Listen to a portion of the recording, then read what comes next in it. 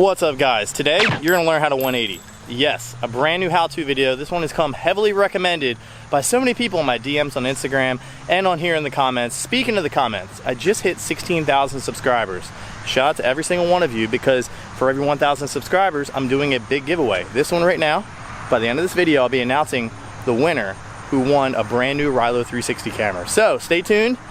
And if you guys are new to this channel, consider subscribing, because I'm doing giveaways every 1,000 subscribers leading up to 20K, which is going to be giving away one of my bikes. Could be this one here, could be the other one that's green.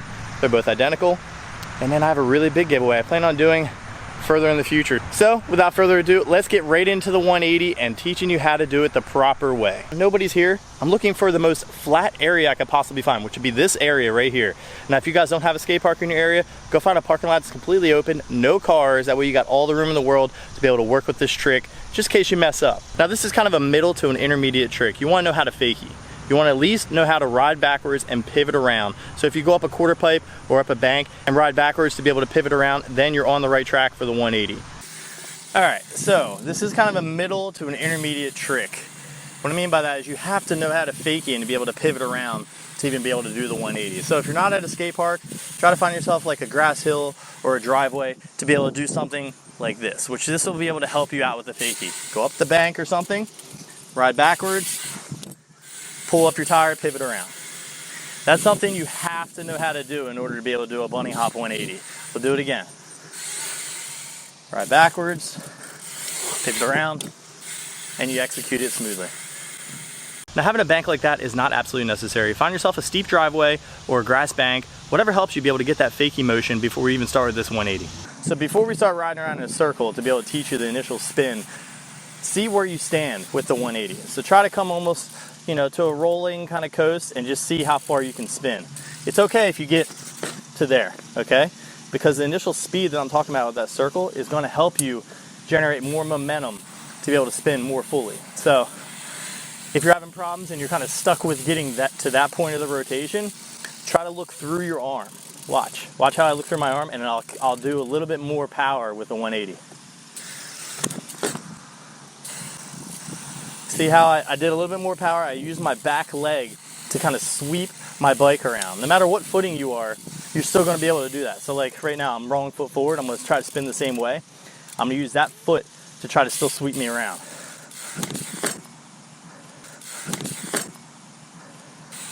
It's just a little bit more torque. The tighter you stay in your body too, the faster you'll spin. So now we'll take it a little bit further and we'll try that circle method. If you're riding really, really mellow in your circle and you're kind of like this, it's not going to really help. You're kind of be back to square one where you're just trying the 180 and you do something like this. You're riding mellow, and then you get stuck like that. That's pretty common, and there's nothing wrong with that. You got to look through your shoulder, like I was saying. Look through your armpit area to be able to see where you want to spot. And tighten up that circle. Tightening up that circle is going to help you to be able to get a little bit more momentum. Watch how I tighten up my circle like this, real small.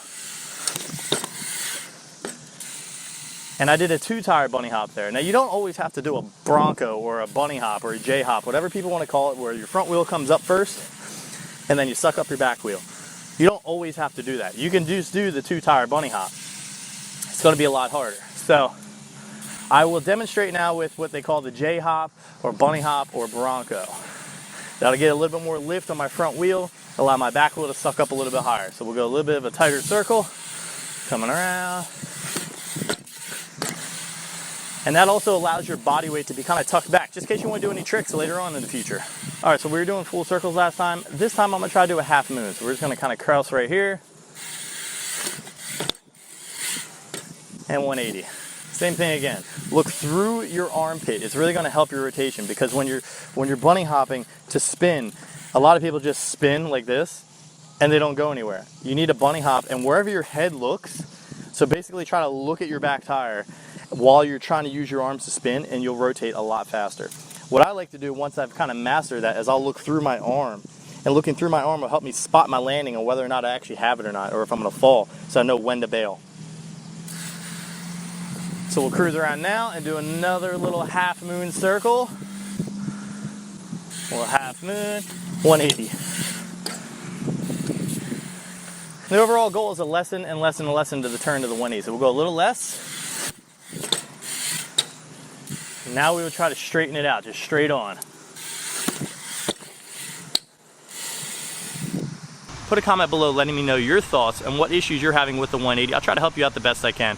I'll pop the drone up right now, see if I can get a follow feature to kind of show you a little more of the front end motion that I'm talking about, because I think between this angle and this angle, it might not come across as more apparent that it should.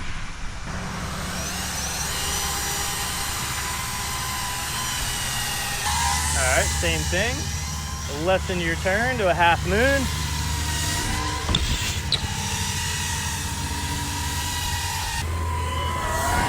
Like I said before, you lessen and lessen the turn each time.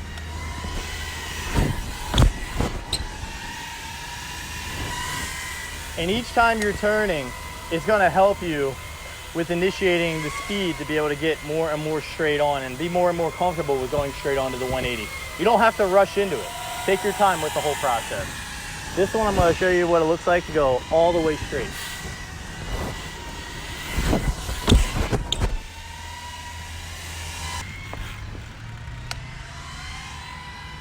All right, so the whole initial speed for the straight on 180 stays the same as your circle. You just pull up a little more. And that pull up bunny hop motion is actually gonna help you, because when you pull up your front wheel, you have all the control in your back end to be able to kind of help you sweep your back wheel over, versus doing a 180 to where you're doing both tires at the same time, which I'll show you that, and it's a lot harder because it's all your effort into both wheels. Watch. It's also a lot faster, as you could tell there. I didn't spin any faster. I just tried to make sure that I landed both tires equally. Let me know if these drone angles are actually helping you out. We'll do another one where you can see me pull up the front wheel to be able to initiate the 180 a little bit better.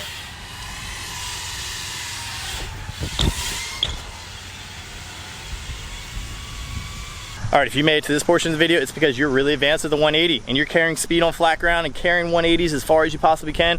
And the next step is to be able to go on obstacles and off of obstacles, but you're kind of scared. You don't really know the process to be able to go about it, and that's what I'm here for.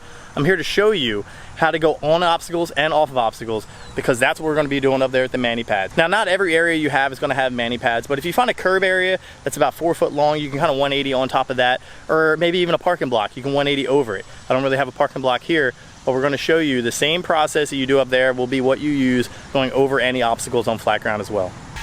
All right, so for the 180 off of a curb, you're going to want to know how much speed you need to be able to bunny hop up and away from the curb, like so.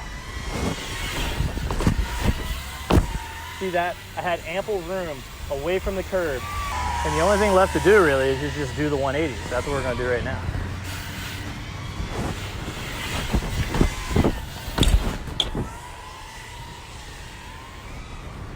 To switch that angle up for you, give you guys a couple different options of looking at it to kind of dissect it the best you can.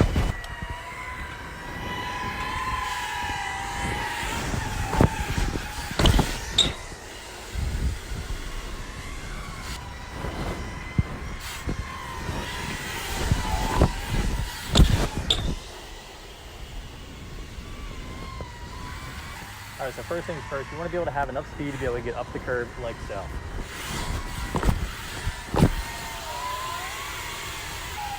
You also want to have the confidence that you had with doing the 180. So you can't really half-ass this one. So if you go to just 180 and you're trying to get up, and when you don't have enough speed, you're going to do this. You're going to hit your back wheel. You have to have the speed to be able to get up the curb. So I recommend you trying probably 5 or 6 times to make sure you have an ample amount of speed to get up the curb. I'll travel at it right now with some speed. As you can see, I'm pretty comfortable with my speed getting up that.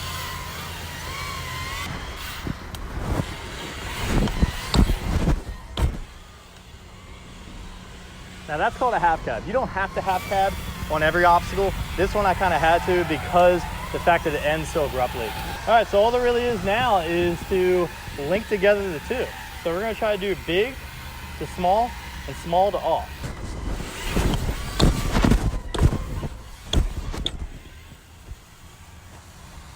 We're gonna do a 180 on, the small one, half cab up to the big one, 180 off.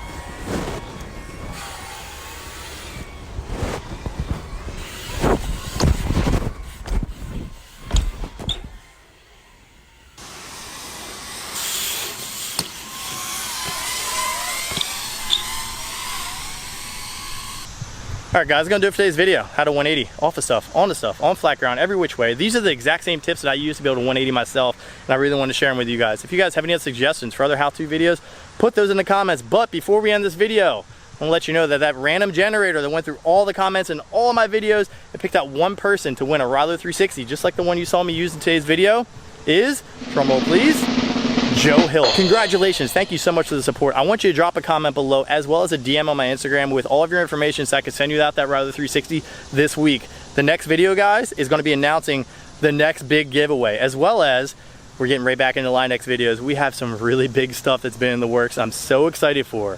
Thank you all so much for the support. If you like this video, drop a like. If you love it, hit the subscribe button and I'll catch you in the next one.